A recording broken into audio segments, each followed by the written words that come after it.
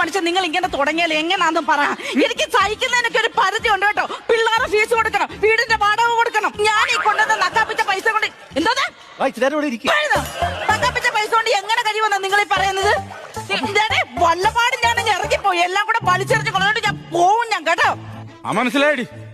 നീ വേറെ കല്യാണം കഴിച്ച് സുഖമായിട്ട് ജീവിക്കാനുള്ള സെറ്റപ്പല്ലേ? ഈ കണ്ണാണം കണിച്ചാനോ? ഒരെണ്ണം കണിച്ച പാട എനിക്കറിയാം. ഇനി എനിക്ക് കല്യാണമേ വേണ്ട.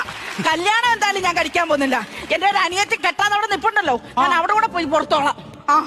ഞാനാണ് ഈ തെറ്റുകാരൻ. ഞാനങ്ങനെ ചെയ്യരുത്. ഞാനാണ് ഇവിടുന്ന് പോകേണ്ടത്. അല്ല ചേട്ടാ, ഇപ്പൊ ഫീൽ ചെയ്യാൻ മാത്രം ഞാൻ അതല്ല ചേട്ടാ. ഇവിടുത്തെ പിള്ളേരുടെ കാര്യങ്ങൾ നോക്കുന്നു, വീട് ചെലവ് നോക്കുന്നു, വീട് വാടക കൊടുക്കുന്നു. സങ്കടം കൊണ്ട് പറഞ്ഞല്ലേ ചേട്ടാ. ഞാൻ പൊക്കോളാം. ചേട്ടാ എവിടെ പോകുന്നേ പറയുന്നേ? നിന്റെ ഒരു അനിയത്തി കെട്ടാൻ നിപ്പുണ്ടെന്ന് പറഞ്ഞില്ലേ?